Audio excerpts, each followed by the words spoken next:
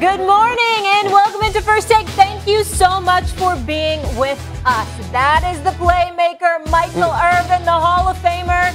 To my right is Southern Steve. Good day, sir. I am Molly Camrose. And on a serious note, thank you to all our veterans, our servicemen and women, America's true heroes. We will highlight them throughout the show. The true America's team. True, yes, absolutely. Those here. Yes. Absolutely. Absolutely. We ready to start this? I am.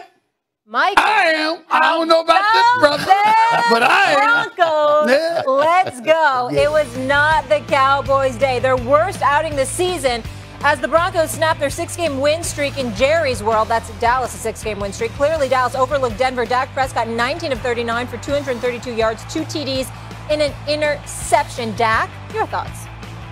We got beat. We got thumped in every aspect of the game, especially on offense. Didn't get it going. I mean, we scored a couple of touchdowns there in late time, but I mean, never got going. I missed some throws. We didn't throw and catch the ball as we normally do, and wasn't our best performance by any means. Obviously, our worst of the year. And credit to those guys. I mean, it's the NFL. Those guys get paid to do this and play at a high level, and they came in here and were more prepared for this game and did a great job, did better than we did, and just beat us, plain and simple. Zeke Elliott, meanwhile, playing with a knee contusion. But, Michael, I want to start with you. Michael. Is this a sign of things to come? Well, listen. First of all, when I started yesterday and when I watched that game and watching the game, the first thing I thought, like, oh, my God. Why you looking at me like, don't we stand over there? I said, oh, my God. Because I knew coming here someplace, somewhere, I'm going to put something on the coach. And the coach, I thought in that game yesterday, I said, he doesn't have them ready. He doesn't have them ready. They walked into that game sleepwalking. And I understand it was such a big win last week with the backup quarterback. And I always remember what Jimmy used to do in games like that when he saw everything going so well and everybody feeling so good. He made it rougher. He made it tougher. He put more pressure on because he knows we have the tendency to pat ourselves on the back. And the Cowboys yesterday walked in that game like they were patting themselves on the back, just feeling good about who they are. And they didn't expect Denver to hit them in the mouth the way Denver did. I'm going to call that a one-time thing. That's something that's part of what a young team has to go through as they learn how to win. Dallas for so long has been the one chasing, and now they are being chased. And they have to understand how to win and how to handle being chased, how to knock people down when they're trying to climb that mountaintop to come get you. They haven't mastered that, and we saw it yesterday. But what gave me a little pause was we saw it all over the league yesterday. It wasn't just the Dallas Cowboys. Yes, the head coach failed to Dallas. Yes, they didn't show up and play. They got smacked around in the mouth, but for some reason, it happened all over the league, Stephen A. It wasn't just the Dallas Cowboys. That's a weak argument right there. Sorry, Michael. I mean, really? Michael, everybody else lost, so it's okay. That offensive defensive line. Get out of here with that. By the way, I didn't see my New York Football Giants make the rundown, speaking of wins. Go ahead on, man. Go ahead on. It's been 9 great weeks. You get 1 week, I had 9 great weeks. So it's the first bad week. Stephen A., there's a lot of big losses. That's his argument. Listen. You have to be careful. If you love your boy, you can't make me laugh so hard so early. I mean, just brace me, man. I mean, let me get this straight. So what you're trying to say, Michael Irvin, is that these other teams ain't these other teams who ain't the Cowboys. It was a league-wide virus that ran around or whatever. No pun intended. I don't need to use that terminology at this point in time. But the bottom line is that. But the bottom line is you said it was going on around the league. So because it was going on around the league, and the Cowboys are just victims. I'm sorry. Did you predict those other teams would be so fly and so fly? You did not. You did not say that. Did you talk about that? No. Were you on Instagram with those other teams? teams hugging Michael Parsons, saying, because he arrived. No, you didn't do that. Did you talk about Trayvon Diggs being the second coming of primetime Deion Sanders? No, you did not. You didn't do that. You didn't say that about the other teams. You said that about this Dallas Cowboy team. So let's focus on what transpired yesterday. And by the way, let me just sit there and bring Southern Steve into the equation. See, I reckon that you're right. Under most circumstances, Michael Irvin, as you sat up there and you reflect on the beatdown that the Dallas Cowboys were experiencing yesterday, I know you just want to gloss over it right there. Just want to gloss over it. I understand that. I understand that. But I ain't going to let you do that, buddy. I'm not going to let you do that. I would remind the American people that the Dallas Cowboys were down 30-0. 30-0 in the fourth quarter. An offense that was averaging about 40 over the last several weeks showed up at home. Was this against Tom Brady? Oh, no. Was this against Aaron Rodgers? Oh, no. Was this against Matthew Stafford? And that's a different subject for another day. Or Josh Allen, or Lamar Jackson, or Patrick Mahomes. Was it against any of those people? Oh, no. This is Teddy Bridgewater. Teddy Bridgewater and the Denver Broncos were up 30-0 on the Dallas Cowboys. And was it one thing that ailed the Dallas Cowboys in this particular day? Oh, no. Let's count the ways. Ladies and gentlemen, there was not one but two straight back-to-back 4th-and-1 situations. Dallas Cowboys couldn't convert. Couldn't get a first down. Couldn't get 1 yard from Ezekiel Elliott. He was in the game. I don't want to hear about no sprained knee. He was in the game. Couldn't get 1 yard from Ezekiel Elliott. And then on the second 4th-and-1, Dak Prescott tried to throw a pass, and it was incomplete. That's number one. Number two, the offensive line was getting blown through. Okay, that's number two, all right? Leo Collins in there headlocking people, getting penalties for crying out loud. That's number two. Number three, receivers dropping passes left and right. All right, number four, excuse me, don't interrupt me, buddy, don't interrupt me. I'm not finished. The point that I'm trying to make to you is that you got receivers dropping passes. You got running backs that can't get a yard. You got coaches that's making foolhardy decisions. You got an offensive line that couldn't block. You had a quarterback, albeit rusty, as he pointed out. He didn't play most of the preseason after having that nasty injury that knocked him out in week 5 of last year. Didn't stop him from playing great in the opener against Tom Brady, but he shows up yesterday and can't get it done. And then that defense. Let's talk about that defense. I had Trayvon Diggs as arguably my defensive player of the year. He's getting lit up. I mean, they were just throwing the ball at him. Wasn't even scared. You understand what I'm saying? He busy celebrating because he knocking the ball out of somebody's hands after they catch the damn pass and go 3 steps before falling out of bounds. I mean, never mind that he got burnt. You got Amari Cooper. You've got him. You got Wilson. You got everybody dropping passes. It was a collective collapse by those Dallas Cowboys. And in conclusion, I'd like to say this. I'd like to say, because it's very, very important. We all know that cupcake schedule that I told you they were going through since the first 2 games of the season. The cupcake schedule thereafter. They lost. They lost yesterday because they reminded people they can't stop the pass. Their defense is suspect. And if you're running the football effectively and you keep them off the field, you compromise their rhythm. And as a result, they ain't the same. All it says to me is this, Michael Irvin.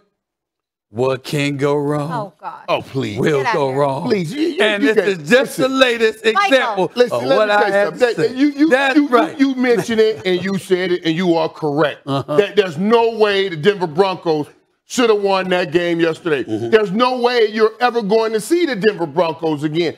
So when you lose to this quality of a team, you know this is something, just an anomaly. You throw it out, you throw it away. You don't even go study this film. That's how badly you got dominated. They got dominated on the offense. Did you say it was their arrogance? Did you say they were feeling themselves? Did you say that? Yeah. All right, let me ask you a question. I think that's what we felt. I think that's what happened. May I ask you a question? Is there anything in recent history that gives the Dallas Cowboys an excuse to be resting on any laurels? Yes or no? That was a great 9-week run that they just had. That was a trap game, and they were a little banged up. But you know what? You know what I will say, Stephen A? We're talking about this season. This could work out to be a blessing in disguise. That's what I'm saying.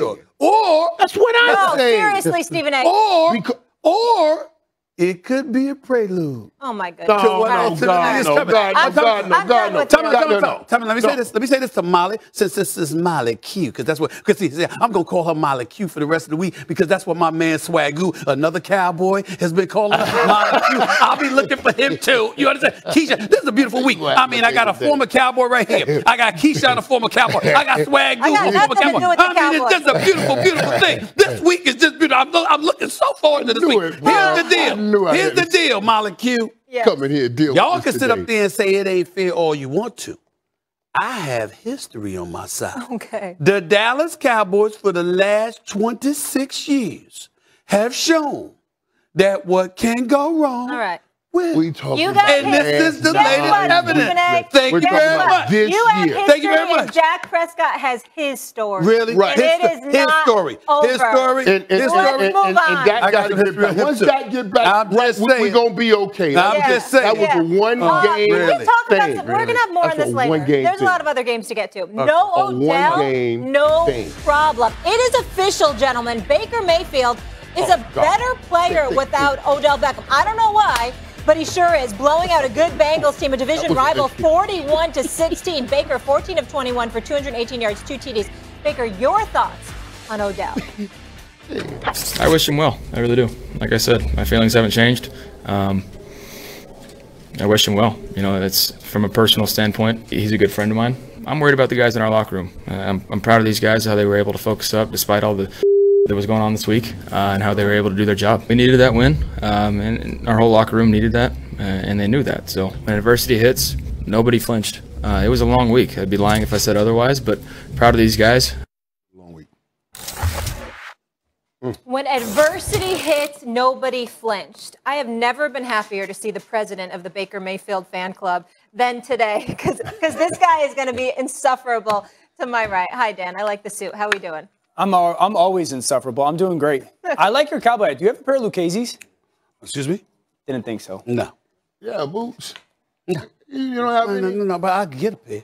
I'm going to get a pair when I show up to Dallas. Oh, you're going to definitely have a pair. I'm going to have a pair. Maybe Did you have to bring it back to that? I had to. I'm like a child. I'm actually thinking about going to Dallas So to is his he. establishment to watch the playoff, the Dallas Cowboys in their one playoff game with him. Are you going to wear a Baker Mayfield jersey when you do it? No. Here we go, baby.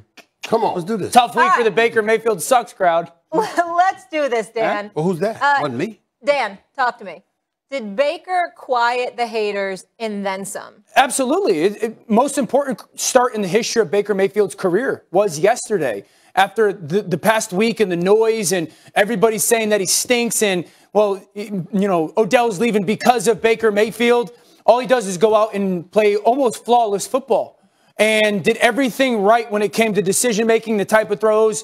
And everyone's going to point to the 14-21 and be like, oh, it was okay. He had 4 throwaways. Okay, that's why watching the game matters more than anything. So you take away those 4 throwaways, it goes 14-17. One of them was a goal line fade. One of them was a comeback on a bootleg that he throws to only where Donovan Peoples-Jones can go catch it. And then one of them is a miss, the Jarvis Landry. So you're talking one miss in the course of a football game. Baker Mayfield's a better player without Odell Beckham Jr. Kevin Stefanski's a better coach without Odell Beckham Jr. The Cleveland Browns offense is a better offense without Odell Beckham Jr. This is not an Odell can't play thing. This offense is built upon plays over players. It always has been under Gary Kubiak and Mike Shanahan and Matt LaFleur and Kyle Shanahan, and now it is again under Kevin Stefanski. Baker Mayfield had the most important game of his career today and had the best game of the season. He also did everything right post-game. I want to add that. How he's been conducting and dealing with the media, yes, has been there's a couple exceptional. of things. First of all, Dan Orlovsky, I just want America to know, Dan Orlovsky is an exceptional football analyst. For sure. Very, very proud to call him a teammate and to have him as a part of this show. Thank you. Bleed blue. His problem, however, is that he's not wrong. He's just often incomplete. So allow me to complete it for you. What is this, my college transcript? Let me help you out. Let me help you out. Stay with me, playmaker.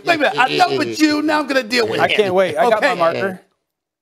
First of all, nobody said that Baker Mayfield stinks. What we said was he's not the dude that's going to get you to the Super Bowl. You think about other components rather than on the Cleveland Browns rather than him. Not that he's a scrubber, he can't play, because nobody said that. So don't create a different narrative. Don't be like the trolls. That's not what we said. That's number one.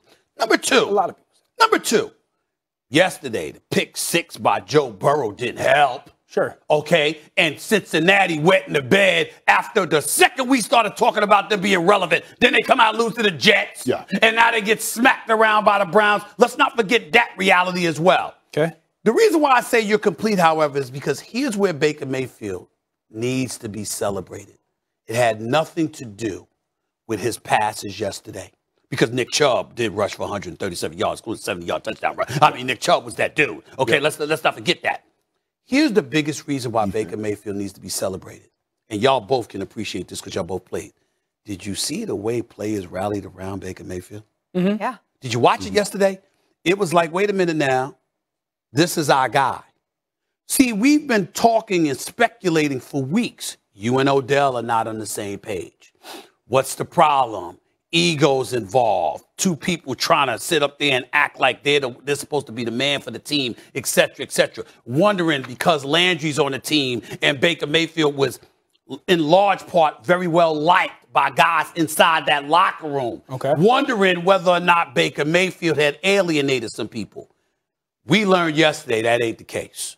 You got brothers on that squad that got a lot of love for Baker Mayfield, a lot of respect for Baker Mayfield, and they showed up yesterday in their interaction with him while he was on the field performing.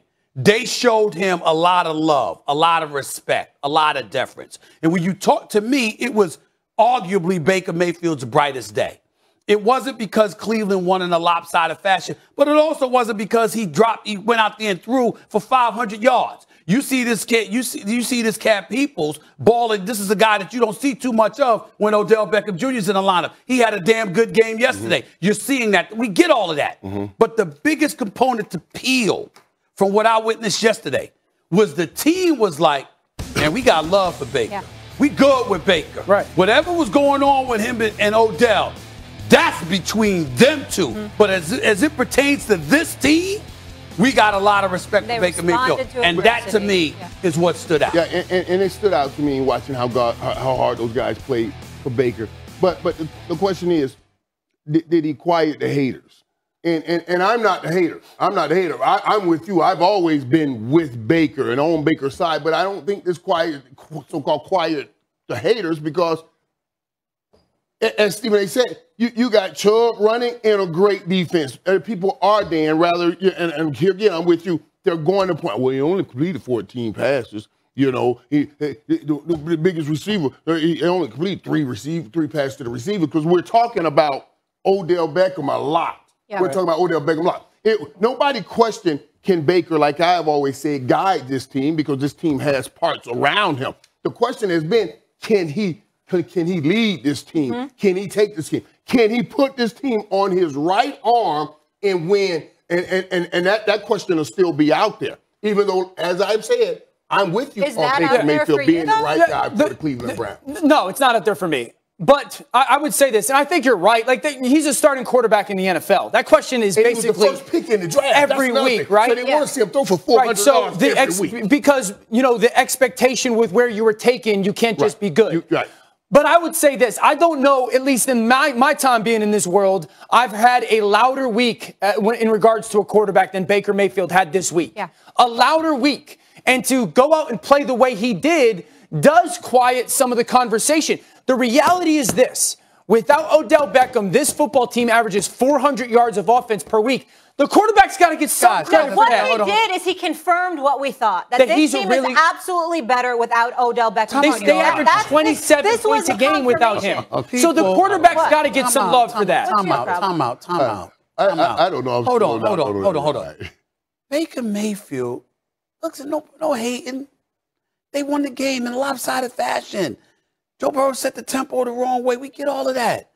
The dude passed 14 for 21 for 218 yards. I'm just saying, can we act? Why are we sitting here acting like We just saw the brother throw for 500 yards. Because I just came on here and told you, Stephen A. Come on now. 4 of them were throwaways, so I don't care if it's Aaron Rodgers, Tom Brady, Patrick Mahomes. That's going to be for everybody. He only threw the ball 20 times because they were dump trucking Cincinnati. Exactly. So what I'm trying to say to you is this. A collective effort on if Odell Beckham Jr. is in the lineup, but Nick Chubb is running the football that way, and Joe Burrow is playing that way, it's the same outcome. Okay, I'm saying give Baker credit for the love he received from his teammates. Please go out there. You were unimpressed by you're unimpressed by Baker and the Browns. You have no more confidence in them to make a playoff run and to do something this season after what you saw. Well, Molly, what I would ask you to do is defer back to my comments to open the season. When everybody was talking about they were the team to beat in the AFC North, I said, hell no, they ain't. The team we saw yesterday is. Change. That's what I'm asking you. I'm saying to you, I've always been suspect on the Browns. I agree with that. Always. But and so, again, last week wasn't anybody looking at me saying, oh, you were wrong about that. Last week, y'all were like, well, damn, Stephen A. had a point. Now they win one game against Cincinnati, who's wet the bed over the last 2 weeks, and all of a sudden we got to edit and modify our positions extremely so. No. Okay. Let me see more from the Browns. He's not a believer. So next week they play the Patriots. This coming week they play the Patriots. You want modification in terms of my position? The Patriots is a different discussion. And so if they go out and play well against New England, now I think New England's a playoff team. If they go play well and the quarterback plays well, we'll finally start to give the quarterback the credit that his play has earned. You mean play well? You mean win? If they win. But let's say they play a great game and they lose on a game-losing field goal or something like that. Like, I'm not going to hold that against. Winning, yes, no doubt. I mean, if they go and beat New England, then I think they are going to make the playoffs. Why are you looking in some different direction when it comes to Baker Mayfield? I recall you being suspect about Baker Mayfield from time to time. This season, when you've seen him play, some of the decisions that he's made, did you call him the most disappointing team? Yes, and what did I say? He was included in that? No, because I said the defense was disappointing. Oh, my I've always said that Baker was playing with a broken left shoulder. Okay. Here, after all this week, if Baker Mayfield went and played poorly yesterday, he would be getting dunked on today. Yes. So why can we not give him some credit when he goes? Give him some credit, but don't act like he needs to be crowned. But he missed one throw. Okay, then man, he threw for a couple of hundred yards. He threw for 500 yards. He's not impressed by anything. Don't go by him. He's a tough critic. Let Big Ben throw for 120 yards. Don't look for your justification from this man. Trust me. Golly, I'll keep fighting the fight. No news is good news, Stephen A. Smith. So to come on First Take, Stephen A.'s first time publicly calling. Aaron Rodgers did not play Sunday, and the Packers lost to the Kansas City Chiefs. So we will have much more in that game, of course, in just a bit. Coach Matt LaFleur confirmed that if available, Rodgers will absolutely start next Sunday against the Seahawks, who can see the return of Russell Wilson. The earliest Rodgers can be removed from the COVID list is Saturday. So LaFleur says he's fine with Rodgers playing, even if he can't practice at all leading up to that game. But first, we need to address Rodgers' 45-minute appearance on the Pat McAfee show, where he says that he was outed for being unvaccinated, saying that he is in the crosshairs of the woke mob and that before my final nail gets put in my cancel culture casket, he wanted to clear up some of the blatant lies out there, that he did not lie during his August 27th press conference when he said he was immunized, but there was a witch hunt that was going on to shame people who had not been vaccinated. Here's a portion of that appearance. I'm not, some sort of anti-vax flat earther. I am somebody who's a critical thinker. You guys know me. I march to the beat of my own drum. I believe strongly in bodily autonomy and the ability to make choices for your body, not to have to acquiesce to some woke culture or crazed, group of individuals who say you have to do something. Health is not a one-size-fits-all for everybody. My medical team advised me that the danger of an adverse event was greater than the risk of getting COVID and recovering. So I made a decision that was investments of my body.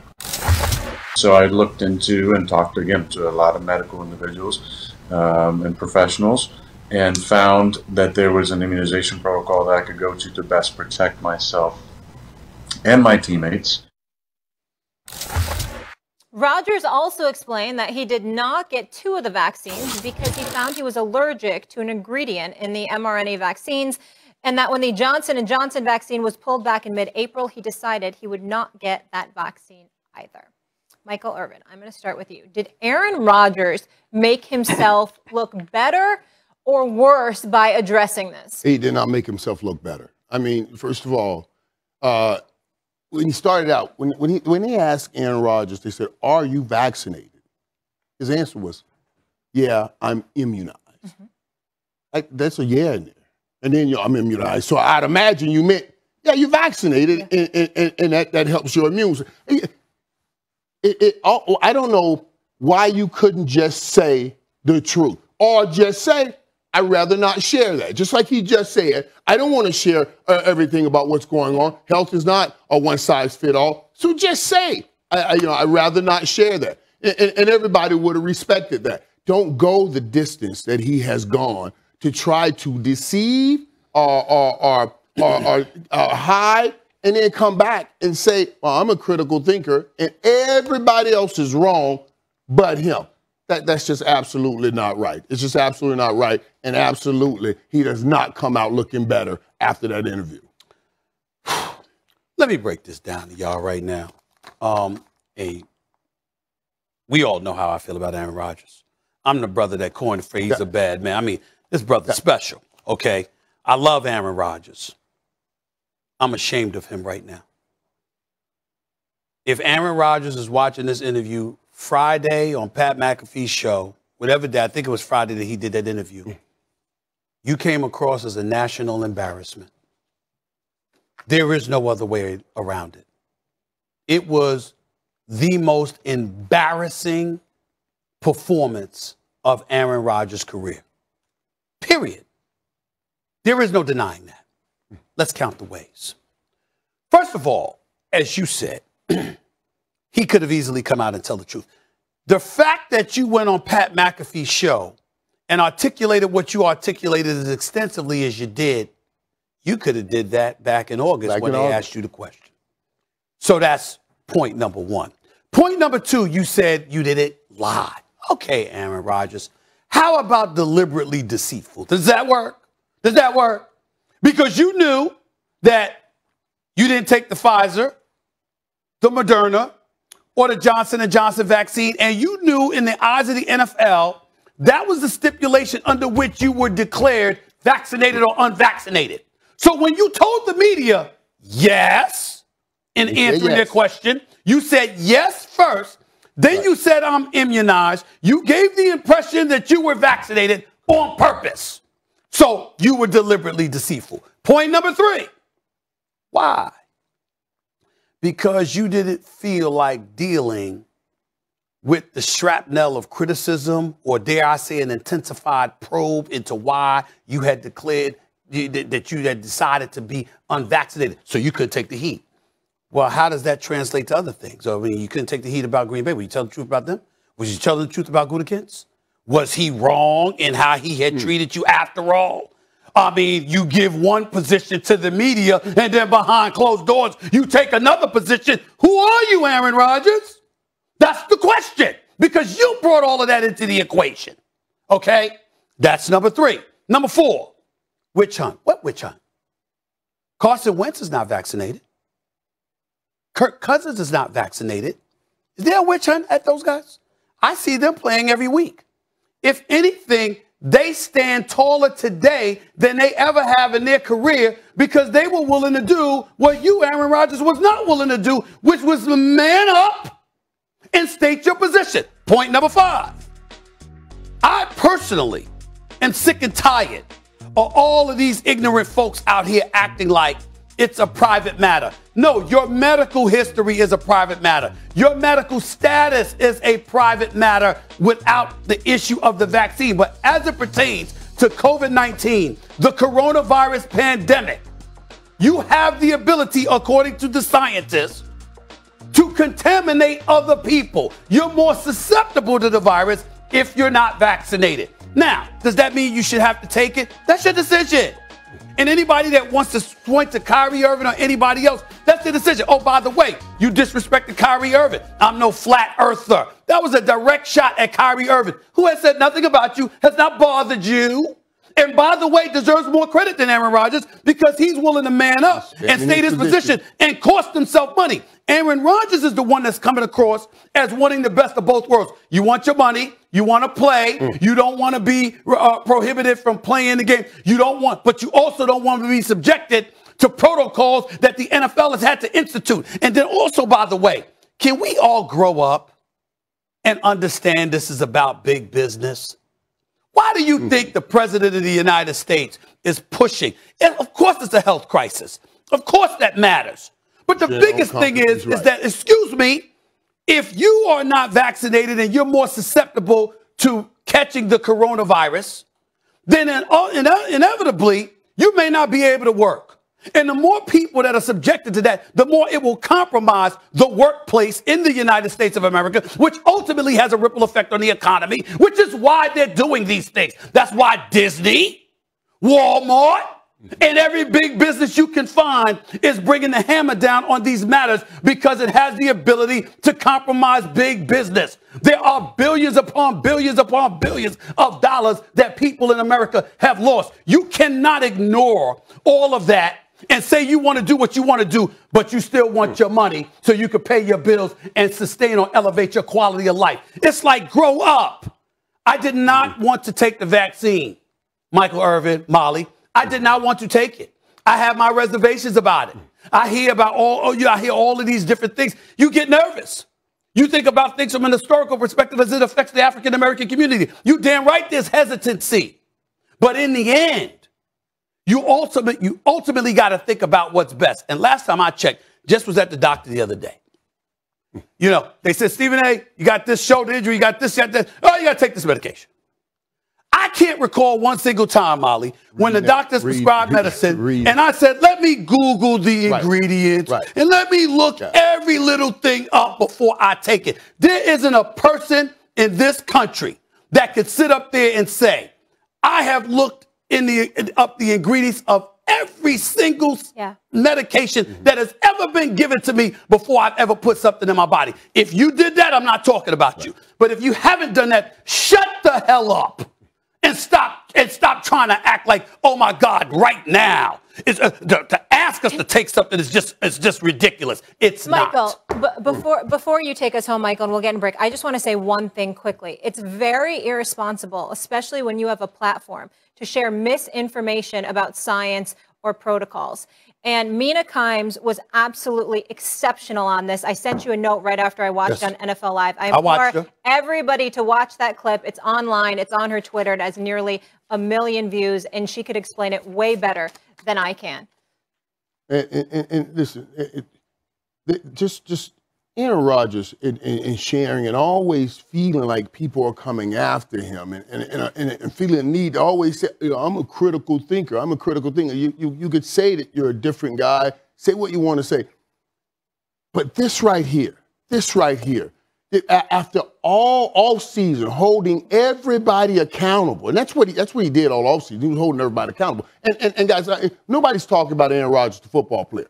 There's nothing anybody can say about Aaron Rodgers, the football player. But the way Aaron Rodgers has handled all of this, we all had some concerns about the vaccination. I had concerns. I was like, I'm not taking it. I'm certainly not going on that first run. I want to see what happens. Let people take it. But ultimately, because I got to work around everybody, and I have people that live in my home that I worry about. Because you weren't just thinking about yourself. Yes, I said I got to make sure. I have my mother who lives with me, and she's older. You know, I said we have to go, but that's a critical piece. You're not just thinking about yourself. It's just incredible. It's arrogant, just incredible, entitled, to try to lie selfish. Those were his actions, not him. His actions on this matter: arrogant, selfish. You understand what I'm saying? And just is inexcusable. Just say the truth. We'll leave it there. Say the truth. Or say nothing. You got the choice to say nothing.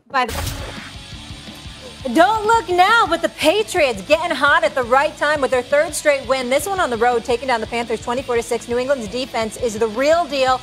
They were a pivotal factor, allowing fewer than 10 points and forcing 3 turnovers. The Pats are now 5-4 and the only AFC team undefeated on the road. Next up, the Browns come to town. I just want to mention, I said Odell Beckham Jr. should consider going to New England, and somebody to my right laughed at me. You ain't telling no lies, Molly. I don't feel that way. He didn't ain't telling no like lies, it. He didn't like, I you know, still don't feel that way. social life and all that up there. No. Marcy's joining I us. still don't feel that way. All right. I still don't feel that way. I don't think that that's the ideal spot for Odell Beckham Jr. because they're run-centric. Even though Mac Jones can throw the football, they're run-centric. And obviously they're about whatever it takes to win it. And Odell is at a point now, you're trying to get a new contract. You're trying to put yourself in a position where you're going to catch some passes. I don't think in New England's ideal for. I still don't feel that way. Stephen A. Yes. Are you ready to admit New England is for real? Well, I'm not going to go as far as to say it's for real. I'm going to correct myself. I'm now on the side of Dan Orlovsky. I think he was right when he talked about this team's going to make the playoffs. Because I'm looking at the rest of the AFC. I'm looking at the last 2 weeks, how Cincinnati has fallen off. I'm looking at the Raiders yesterday having fallen off. I'm thinking about the AFC West and how they're battling with one another and no one is really standing out. I watched Buffalo lose to Jacksonville. You know, I'm like, my God. I mean, now all of a sudden, New England looks like right in the mix with everybody else. And if you're right in the mix with everybody else and Bill Belichick's your coach, I think it's fair to surmise that New England can end up doing some things and making it to the postseason. And so for me, I just look at them, and I look at them yesterday, and I'm impressed with what I've seen. Yeah, Mac Jones, again, he's not knocking socks up. What was it, 139 yards, 12 or 18 passing. Ramondre Stevenson had a good game running the football, only for 62 yards, but averaged 6 yards a carry. I'm just looking at it from that perspective. That defense is opportunistic. I cannot express how disappointed I am in Sam Darnold. He has lived down to the expectations coming from. He was awful yesterday, just awful. And you know what? I still felt bad for him because he's the guy that was on the record in the past, y'all, talking about how in awe he was of Bill Belichick. I don't remember the exact quote, but talking about how confused he was or whatever. You're going to get Bill. You're going to get. He saw goals. He saw goals. That's right. And he saw it yesterday. And he saw it again yesterday. So all of those things, I'm just looking at. That's the ghost you want to see, Molly. He didn't see that one. I'm just looking at the AFC as a whole, and I can't dismiss New England anymore. Not with what I'm seeing with the rest of the AFC. And listen, I take you guys, Ryan, you and Dan, I take you to the other shows, you know, and I talk to people. I said, you know, Ryan tried to convince me of this over there. Dan is trying to convince me of this over there. I'm starting to slide over, but welcome to the dark side. But I won't say it like that.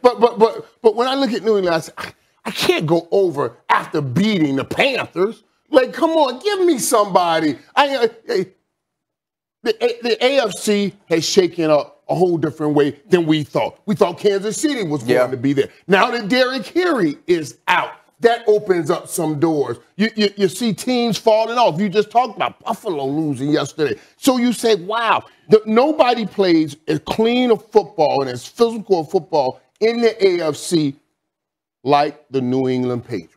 Nobody plays like that. So you say, yeah, they'll have a shot down the street. But I can't go that route after you beat the Panthers. Go beat Buffalo. Go beat somebody that we know will be in the run. This weekend you'll be able to because Cleveland comes to town. They got the Browns, and then later on they have the Browns are real. Why are you doing they got that? the Bills. They got the Bills, right? They'll play the Colts. Right. Here's what I'm going to say. Right. Here's what I'm going to say. Here's what I'm going to say. The Patriots can mess around and go to the Super Bowl. Whoa! And Stephen A., don't give me that long brick blank and all that. The Patriots can mess around and go to the Super Bowl. And I realized this in a moment of disgust. When I realized this, I wasn't thinking to myself, oh, this is awesome. The Patriots can go to the Super Bowl. But think about it. If you look at the team that has the best resume from the AFC, it's the Tennessee Titans. Right? The Tennessee Titans have beaten the Buffalo Bills. The Tennessee Titans have beaten the Los Angeles Chargers. They've beaten the Kansas City Chiefs. But when you think about them without Derrick Henry, we don't necessarily put them in a place that we'd feel the same way about them if Derrick Henry was still playing, right? So they're beatable. Then you think about the Buffalo Bills. You go down and score 6 points and lose to the Jaguars. The best Josh Allen on the field played defense for the Jacksonville Jaguars. So you can't throw that out, right? And so you think Browns, Ravens, Chargers, Raiders, Bengals. Who can't the Patriots beat? In the offseason, what did we say as the Patriots continue to build this roster? Okay, offensively, now you can go 12 personnel with 2 tight ends because you have Henry, Jonnu Smith, you add Bourne to the outside, you add Nelson Aguilar to the outside, right? You have a run game, whether it's Harris, whether it's Stevenson, whether it's Bolden, that's amazing. Jamie Collins is now back making plays. Matthew Judon, the best free agent pickup on this team, period. And now you also can play defense on the back end with J.C. Jackson locking up. What does this team not have? They did almost beat the Bucs. And all we said the Tampa Bay Buccaneers needed was what? A quarterback who can be efficient. A quarterback who can. I'm sorry, the Patriots. A quarterback that can be efficient. They got that. They got a dude who can anticipate, a dude who can complete footballs, a dude who doesn't make mistakks. That's all they needed. Well, so now going down the stretch, who gonna beat them? When you look at the top teams in the North, you looking at Baltimore, you say, Bill can do something defensively with Lamar Jackson. You know what I mean? He can do something with all the quarterbacks in the top AFC teams. You know what I mean? Because that's what he does. He gives those guys. The Bill Belichick slander is over. Time out. So you lean over, but I don't know if I can go over. Time out. Listen, we all know Ryan knows his football. We understand that he's right. Every time he starts like this, though, you know he's going to take a shot. It's a setup. He knows his football. He's right. They could. All right? I mean, damn. No, Buffalo could. Oh, my gosh. Hold on. Don't come to defense, Molly. See, this is what you do, Molly. This is what you do. Hold on. She hosts the show the way she's supposed to. No. She sits up there and tries to cover for y'all. Y'all ain't getting away with it. All right? Buffalo could. Tennessee could. Baltimore could. The Chargers and the Raiders could. So here's my question. All I'm saying is this. Yes, New England could. And their defense is real because here's the thing. I have a question, though. Yes. Of those teams you named, of those teams you named, the New England Patriots were the team at the beginning of the season. We weren't saying they could. Yeah. They've played themselves into that position. They played themselves into this, but that's because of selective amnesia on all of our parts. Here's what I mean by that. Last year, due to COVID, 9 of their dudes didn't show up. Right. They all returned this year. And so when you're looking at, forget their talent on defense, that's a given. It's their experience.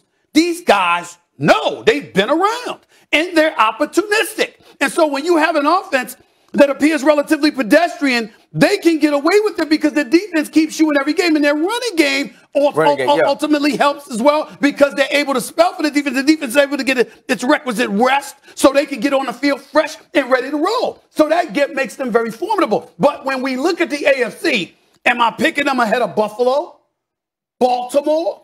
No. But you can't. But here's the thing. The thing is this, though. The one team that has been the most consistently is the New England Patriots. Right? You wouldn't expect the New England Patriots, even with Mac Jones, to go to Jacksonville and lay an egg like that because Bill Belichick will not allow it. And so what I'm saying is the consistency in which they are showing to be them is something I believe in more than these other teams' top level. Let me tell you what I believe in. Let me tell you what I believe in. I believe in the greatness of Bill Belichick.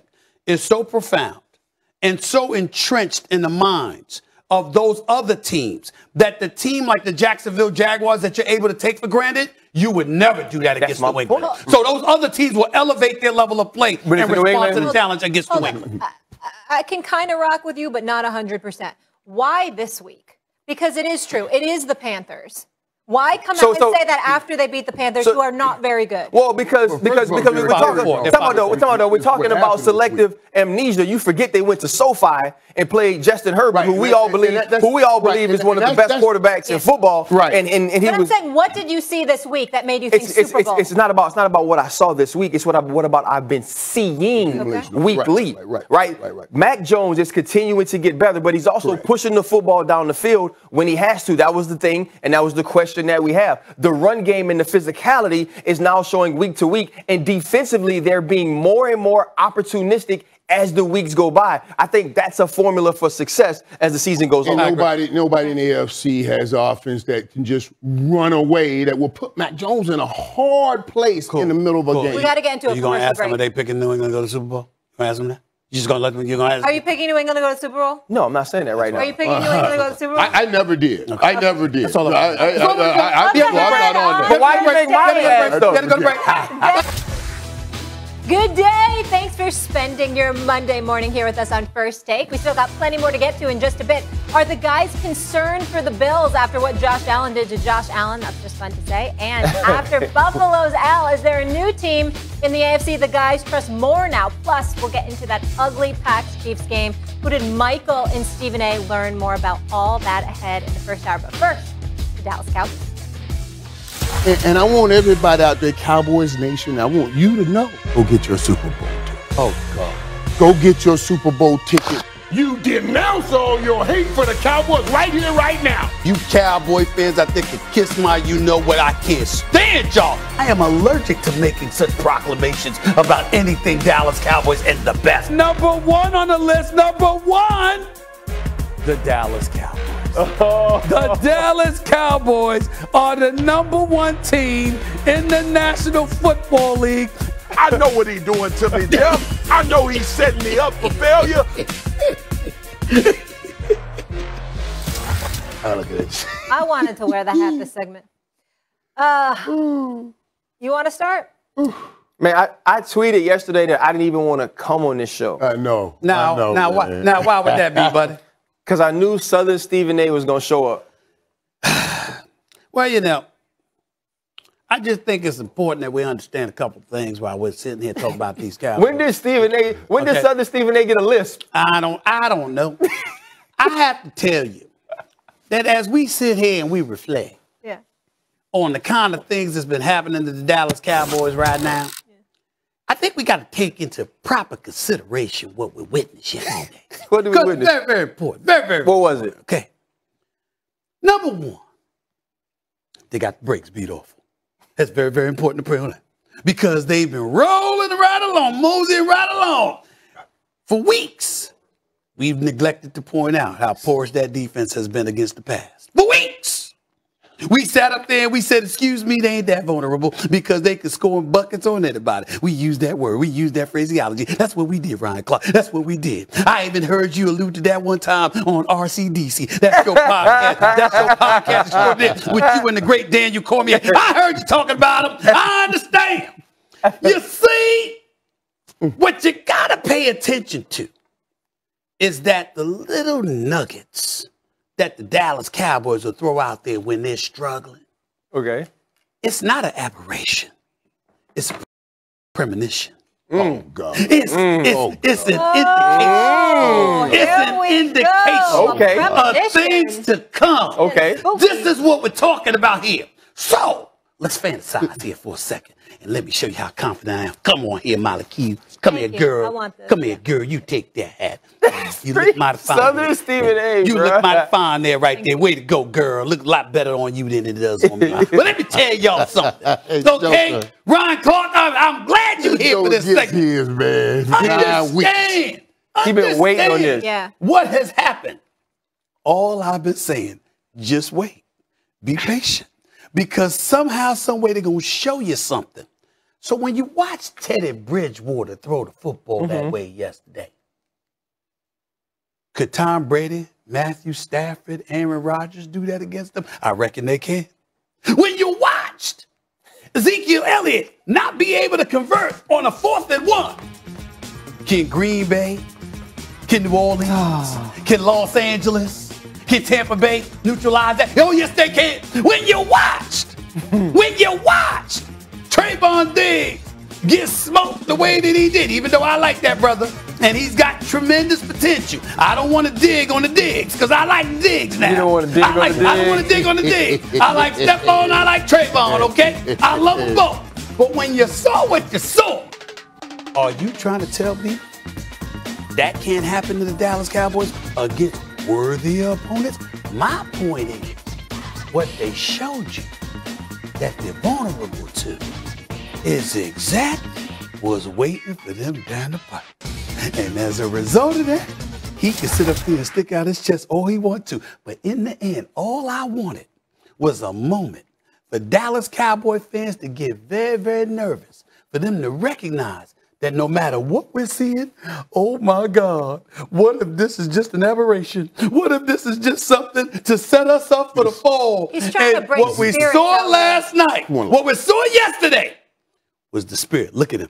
I want you to look to your right. Look at him, RC. I mean, that brother look nervous? He is dressed spiritedly, though. Well, listen, he's giving us headaches with it, but it's all right. What he's saying is, he's nervous. And that's all I Playmaker, you nervous? I am not nervous. Yes, I am not nervous. Yes, Now, the Cowboys, they have to work together. And that means if the offense is not going, no shot at stopping anybody on the defense because they'll have all day to run the ball. I need the offense to go early. That was the surprising thing for me. I heard you this morning say the defense was the most disappointing thing. For me, I need that to make some teams one-dimensional for that defense as they continue to get better. If he doesn't. Because now when they're one-dimensional, I can have Keanu Neal, who's an undersized linebacker. I can go 3 safeties, which we see all the time. Jumping routes, exactly. You can see all of these things, whereas when this offense doesn't score, this defense actually isn't good enough to keep people to have to get blades of grass. Because when you make people get blades of grass, right, they eventually turn it over. And so what's going to happen is, though the defense was the most disappointing thing to me, right, because we've seen this as kind of a trend, but usually they get turnovers. It depends, and the offense is the force that drives the team. Right. You are correct. That Ezekiel, Pollard, all those guys have to go early to put this game in a place where the defense plays well. So the defense can play reactive defense. I must say, that analysis was spot on. Very, very impressive. I appreciate the education that you provided me personally. Thank you so much. Man, you so annoying, bro. Here is the beautiful thing about this. It's a beautiful thing on one side, but a disconcerting thing on the other. The beautiful thing first. You've humbled that brother because he recognized that he can't argue at that point, and you have basically compromise his entire season. He will not be walking around with the same bravado for the rest of the year. The playmaker stay fired up. For the playmaker, it's just a trap. Hold on, Malik Q. Here's the other part. I'm very disappointed in you, Ryan, because you see, your analysis, let me finish, as exceptional as it is, usually arrives before the fact. Then this time, oh, no, you late to the party on this one. You were late to the party. You just had your number 1. Southern Stephen A. Are you forgetting that New Yorker Stephen A. had the Dallas Cowboys number 1 on Stephen's A list? I got to get a commercial break. My list is fluid. Last week, my list is fluid. I'm not you. Do I have a Super Bowl championship? Did I play safety in the NFL? No.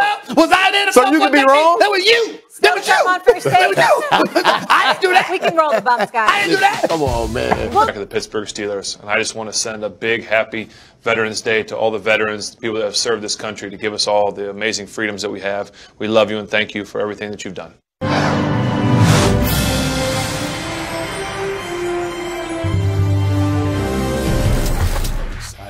The Ravens erased a 14-point deficit to take down the Vikings, 34-31 in OT. He's a gamer. For Baltimore, was their 3rd comeback win while trailing by double digits, giving them the most such games in the NFL this season. Meanwhile, the heavily favored Bills fell to the Jags, large part due to the Jags defensive end, Josh Allen, who completed the trifecta against his namesake, sacking, intercepting, and recovering a fumble by the Bills quarterback. Damian Harris found the end zone for the 5th straight game as the Patriots went on the road and handled the Panthers with ease. New England now over 500. For the first time since week 3 of last season, no Derrick Henry, no problem for the Titans. Capitalized on 2 pick sixes thrown by Matthew Stafford in Sunday's nightcap. The newest Titan, AP, punched in a score from the goal line, the 125th of his Hall of Fame career. RC still here with us. Stephen A., I'm coming to you. It's wide open in the AFC. So which team do you currently trust the most? Shockingly, we look at Buffalo, we look at Baltimore, and I'm not throwing any shade on them. Damn. When I saw the Tennessee Titans punk the Los Angeles Rams the way that they did last night, make no mistake about it, that's what happened. I mean, they ran over them. That defense, Rams offense could not do anything in the first half, first 3 quarters. I'm just looking at them and I'm saying, Derrick Henry, you lost your identity. He was their offense, okay? Not much of a run attack. But if that defense plays the way that they're capable of playing, I'm looking at Julio Jones with A.J. Brown, with an experienced Ryan Tannehill throwing the football, with what we just brought up about the AFC and how it's a bit haphazard and it's up for grabs, how can we rule out Tennessee, especially if you get to the postseason and then you're able to win a game? Because by that time, that'll be about 9-10 weeks. And then it's all likelihood Derrick Henry will be back. So I'm looking at it from that perspective. I'm looking at the fact that by default, you really got like a 2 or 3 games lead in the AFC South. You combine that with the fact that you're likely going to make the playoffs. We're basically just asking ourselves, can Tennessee win a playoff game? If they can win a playoff game, the likelihood is that Derrick Henry will be back by then. And then all bets are off in this particular AFC. And that's why the Tennessee Titans come to my mind. Now, I was here last week when we got the news that Derrick Henry was out. And if I remember, Stephen A., you said something right here. I said something right here. What y'all say, Playmaker? Well, why don't we check out what we said? Why don't we check out what Tennessee Titans season's over. Let's call it what it is. This is their running game. Who the hell you going to have running the ball now? Averaging 4.3 yards a carry, top 5 rusher, top 4 running attack in the National Football League, and he goes down. It is over. The Tennessee Titans, their season, as far as I'm concerned, is finished. So strong. He brought receipts. That's so strong, boy. He's so strong. I love it because because he's powerful now. When he looks right in the camera and he tells them that season's over. He's so strong when he does that, man. It resonates. You can feel it in your bones when he says it. When he comes across. And that's what you said last week.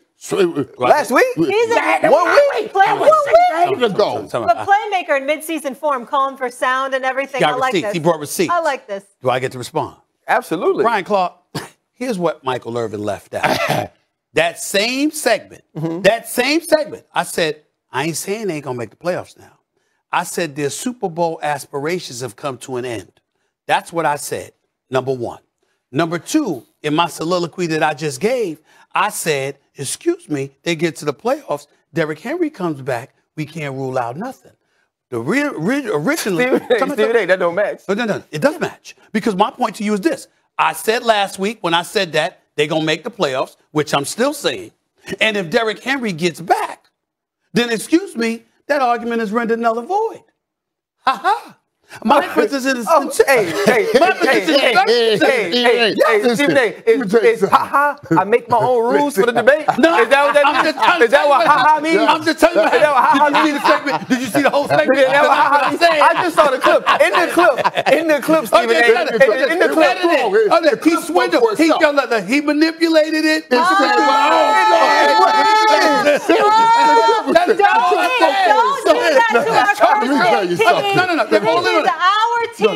The producer. Your team, Benedict Arnold. Let me make sure your team. The producer collaborated with Michael Irvin and trying to set me up. But I got the receipts. I think Stephen A. was immunized too. Yeah. I was vaccinated. 5, 2 shots in March. See the difference? Yeah. But that's all right. Listen. For me, and I see it, man, and I'm going to take yesterday as just a throwaway. When we're talking about it, we just talked about why the Patriots can sneak in here. We talked about because of the defense of the Patriots, and there's no quarterback that will scare you away. Well, then for me, that makes the top team in the AFC, the team that I trust the most, the team with the best defense in the AFC. The team, would you say is probably right now, Patrick Mahomes playing away, the best quarterback, Josh Allen right now in the AFC, him and Lamar Jackson. The Buffalo Bills defense is first across the board going to left in total, in scoring, in passing, turnovers, big plays, yards per play, and turnover difference. We just talked about how important defense is in the AFC. I'm looking at a Diggs on Diggs crime in SoFi. Diggs on So I mean, you put Dallas in the Super Bowl too. With the Buffalo Bills. Diggs on Diggs crime. It's so fire. That's what I say right there, buddy. That's catchy. That's catchy, play, man. I like that. Diggs on Diggs. Boy, I'm telling you, that's gonna be good. You gonna bring out Sudden Steve for that one. That's gonna be good. You gonna bring out the week for that one, playmaker. I love it's the week for that one. Give me a break. Feels a little weak. Hey, so guys, here's what I'm The gonna tell y'all. Buffalo Bills are the top team right now. You know what? in the AFC. Those are excellent arguments for both of those teams. Honestly, if you look at the Tennessee Titans and you see their resume, that's why you have to believe in that team, the type of teams that they've been able to beat this season. But we've only seen them 1 week without Derrick Henry, and there was those huge turnovers within the red zone, one for a pick six, that allows you to win the game against the Rams. But you know what? I agree with you. And then, playmaker, when you start talking about the Buffalo Bills and their defense, and you mentioned that Josh Allen is probably the best quarterback, you have to say probably because he doesn't play like that every week. This isn't Josh Allen from last week. And so when you ask me who do I believe in the most, take a words from my man Keith Sweat. Nobody. Because I don't. This thing is up for grabs. And that's why I come in here and say the New England Patriots can sneak around and get into the Super Bowl. There is no team in the AFC that is consistently them at their top level. And though Mac Jones and the New England Patriots as an offense probably can't reach the heights of a Kansas City if Patrick Mahomes is lit, or a Buffalo Bills if Josh Allen is on it, we know what they're going to be every single week. And so when you look at the AFC, if we have this conversation next week, we'll be able to pull up something that we said, and that will change because these teams aren't playing consistently. Yeah. The Tennessee Titans have the best resume. The Buffalo Bills have the best roster. But right now, none of those teams are a shoo-in to be the representative. Based off of what we have seen, who do y'all harbor the most confidence in terms of their ability to be consistent for the last half of the season? You're talking about a team. A team.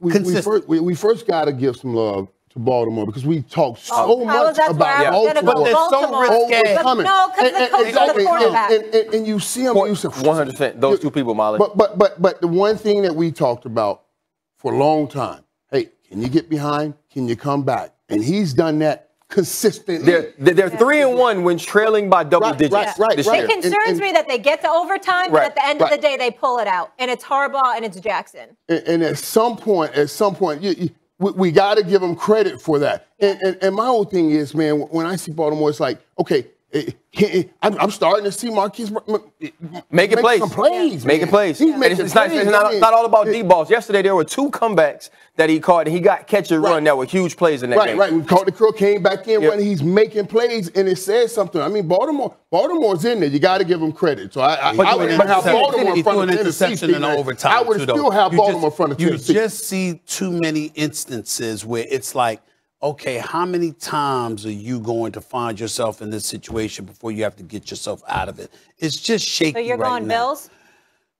Listen, I think I would put Buffalo and Tennessee ahead of Baltimore right now because of Baltimore being so risque. Yeah. Well, you just got to see what Tennessee can do without having for a long period of time. Yes, of course. They were motivated yesterday. RC, you are done because you have plenty more television to do on other shows. Hey, man got receipts. Yes, he does. Thank you, Chief John Lewis, for your service. And your Vikings lost a lot of close ones there. Now to the Chiefs, who snuck by the Packers at home without Aaron Rodgers due to COVID. Patrick Mahomes threw for only 166 yards and a touchdown. The Chiefs' offense continues to struggle and are a shell of what we're used to seeing from KC. Mahomes says, don't worry. I'm still extremely confident. I mean, I know we're going to find it as an offense. We have too many good players. We have too special of the coaches in this organization to not find it. The offensive line, I'm really confident in them. They're playing really good football these last few weeks, and I think as they come together, it's going to keep this offense going. And I mean, I expect us to start making plays here soon. What did the Chiefs' narrow win over the Aaron Rodgers-less Packers tell you?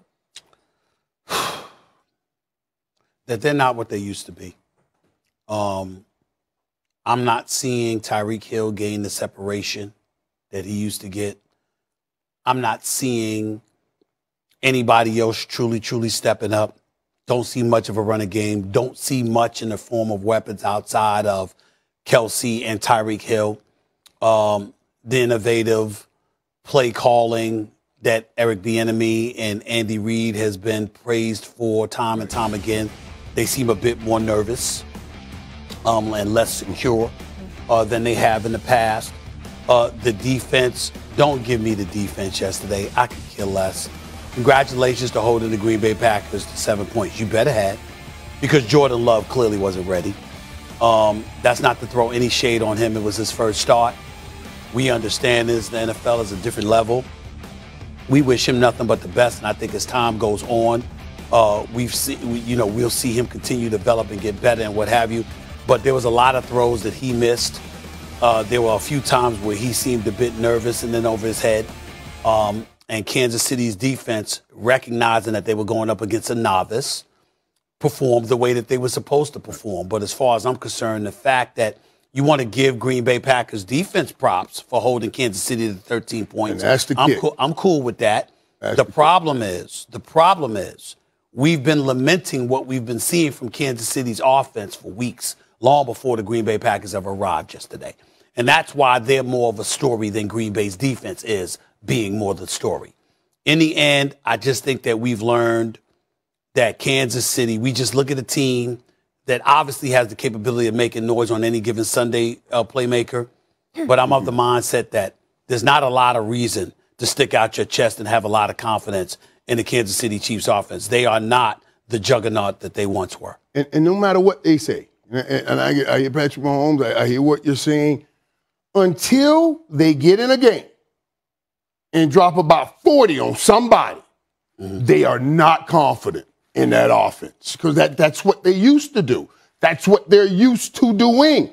And putting up 20 points to barely beat the Giants, putting up 13 points to beat a Green Bay Packers team without Aaron Rodgers does not give you that confidence back. So, and when I watch, and I was in Kansas City, man, and we were having lunch, me and Tony Gonzalez, we were eating, and we were all trying to figure out what's going on and figure out the problems in Kansas City. And the problems are they cannot score like they used to, and when they take their time trying to matriculate the ball, they're just not scary. They're not scary. So, yeah, that's a good win for them, but I guarantee you, still, I don't think Kansas City Chiefs are going anywhere this year. I think I just don't think they even make it to the playoffs. Can I ask you a question? You don't think they make the playoffs? I don't even think they make the playoffs. See, I think they'll find a way to squeeze into the playoffs. I think they'll find a way to squeeze into the playoffs. I wouldn't go that far. I just don't think they're going. This is the reigning two-time defending AFC champions. I don't think they're coming out of the AFC this year. If I had seen an offensive outburst anywhere in these last couple of weeks, that would give me something to say, they're back. They're back. Yeah. But I haven't seen it. And I still see the struggles. And yeah, they're doing things. First couple passes behind line of scrimmage, they're trying to matriculate the ball down the field. But I guarantee you, when they get in a situation or play a better team than they played these last couple of weeks. I know we need to get to break, but really quickly, is it more confidence or is it talent for you at this point for this offense and Patrick Mahomes? Man, these two intertwine in such an incredible way. Because when you're talented as they are and you've had such success, the confidence raised and you feel invincible. Then you go in and you can't find that success again. It becomes a confidence. So that tells me it's confidence. Guys, I don't think things have been the same since the Super Bowl. If they had lost, that happens. But to get beat up the way that they did in the Super Bowl, Tampa Bay gave it to them. I'm talking about physically. They gave it to them. And Mahomes played well in that game. Well, he didn't play well. It's just that it wasn't his fault that they didn't play well because he was injured and he had no help. And guys weren't getting open. And the offensive line. It wasn't. So now they said, you know what? Apply pressure to this brother. Yeah. All right. And key on Tyreek Hill and dare somebody else to beat you. And folks are having problems doing that. And Tyreek Hill isn't getting the separation on a regular that he once did. Do not let him go over the top. Still ahead on First Take. Quick takes, let's do it. Playmaker, the Falcons beat the Saints yesterday, and if the season ended today, would make the playoffs. Can the Falcons make a playoff push? Oh, man, the Falcons, that's a great win and beating the Saints yesterday, man. But I don't see the Falcons making a playoff push, and if you look at what they got coming up on their schedule, being the Dallas Cowboys next, I don't see them making that push. Yeah, but good win for them. I'd hang their hat on the baseball team or maybe Georgia, the Bulldogs. Yeah, maybe not the Falcons. Justin Herbert was impressive, throwing for 356 yards and 2 touchdowns versus the Eagles. Stephen A., can Herbert and the Chargers get back on track again? I think they can because of the division that they're playing in. Who else can we rely upon? Week to week, we don't know what Denver, Las Vegas, or Kansas City is going to do. If there was a division up for grabs, it is the AFC West. So the Chargers, I definitely think that with Justin Herbert, they've got the potential to pull that off. Michael, the Cardinals beat the Niners without Kyler Murray and DeAndre Hopkins. What did this win say?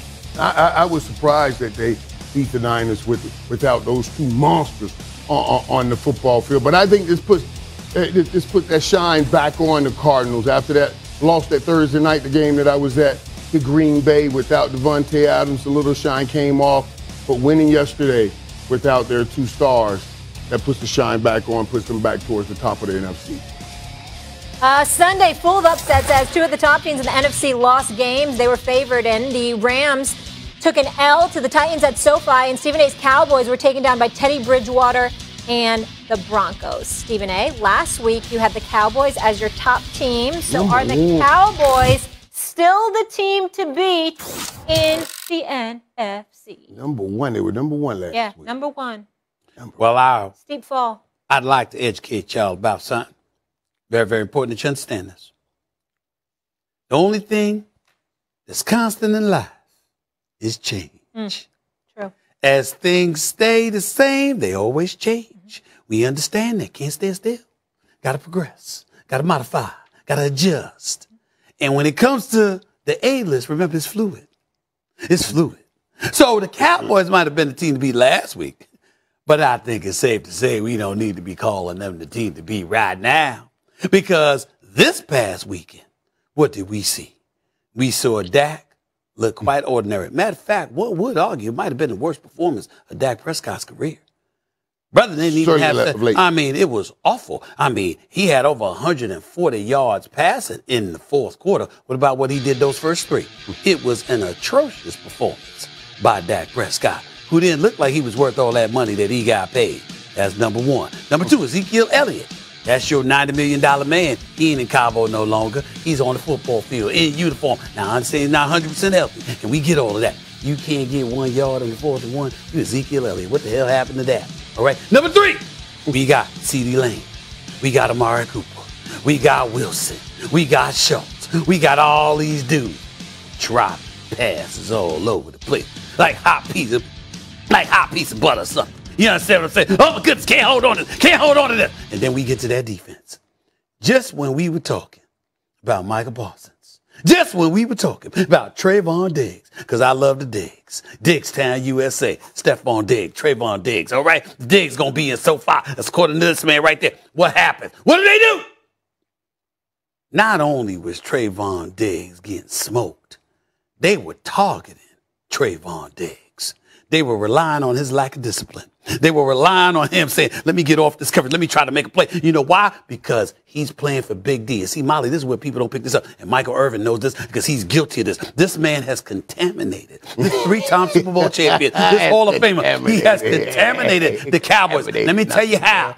Because Michael Irvin, as evidenced by that suit he's got on right there. Let me understand something about Michael Irvin. Listen to this. Just 2 patterns. Listen to this. Listen to this, right? What has happened is the Dallas Cowboys, the modern-day Dallas Cowboys, who ain't won a damn thing, feeling themselves, won 6 straight, acting like they Super Bowl champions. What do?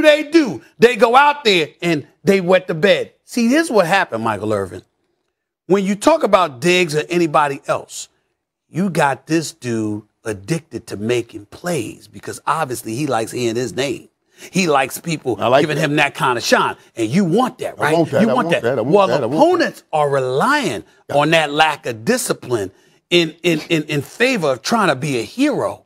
They lure the Dallas Cowboys in, and they turn them into a bunch of fragmented individuals. That is what's happened. That's why Michael Irvin got their eyebrows raised. That's why he's worried, because he knows. Because he knows they don't have the discipline to sustain stuff week to week that's going to get you a Super Bowl. And that's all I got to say at this particular moment in time. I hope Diggs don't hear this and talk all this lack of discipline stuff, because Diggs takes calculated risk at jumping passes. I want him to do that. I want him to hold on to that, because that defense, as we talked about it before, is not good enough to just sit back and stop anybody. I need him to go and make those plays. So stop calling that a lack of discipline. Those are calculated, educated assessment. That's what it was yesterday? That's what it was yesterday? Calculated, educated? You going to use that on national television? On that one touchdown play, that was pretty good coverage. That was just a better throw and catch. But it was pretty good coverage.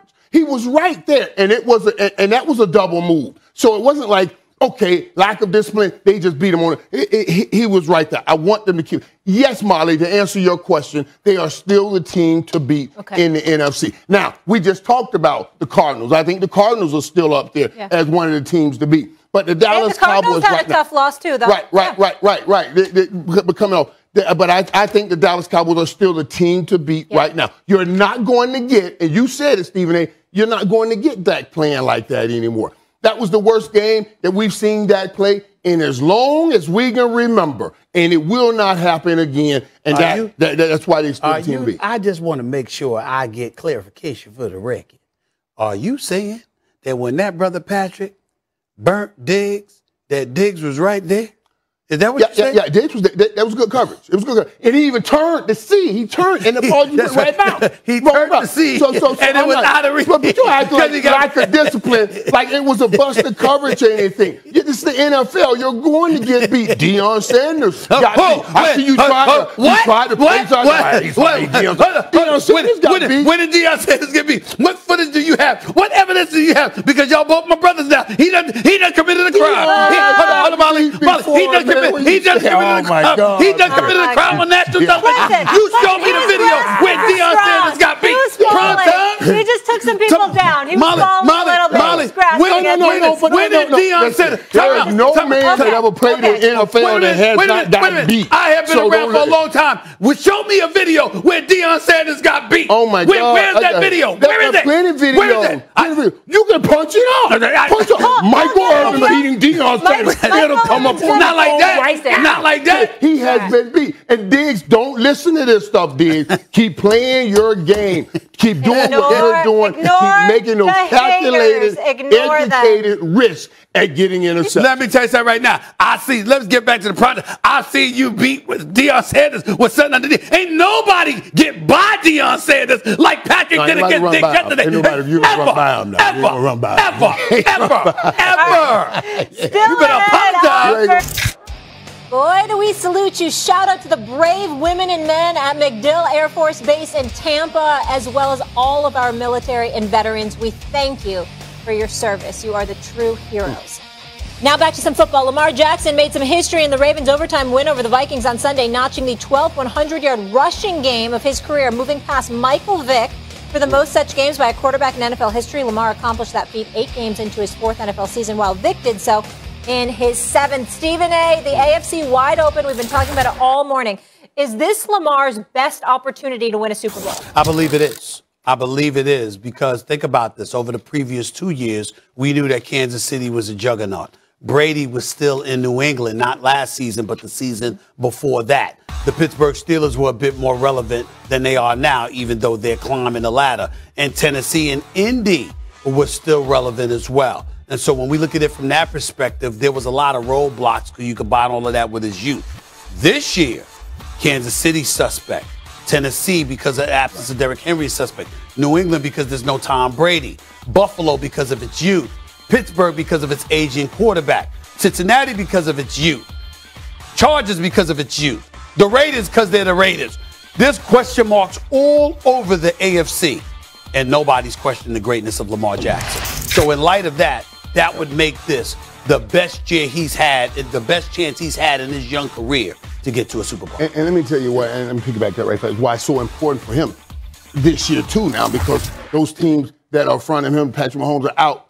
Lamar's playing for a contract also. Yeah. You know, I say the best time for Josh Allen, right? Josh Allen. But Josh Allen got his money. Lamar wins the Super Bowl this year, then yeah, he can be the highest paid. Right now, without a Super Bowl, Lamar Jackson is worth every penny that Josh Allen is. If Josh Allen's getting $258, that's the least Lamar Jackson deserves. Right. And if he wins the Super Bowl, he can say, bring down Patrick Mahomes' money. That's right. Staying in that division, yeah. We still can't talk about my Giants. That's right. There's no need to. Steelers are playing tonight. Are they winning Monday Night Football here on ESPN? Hell yeah.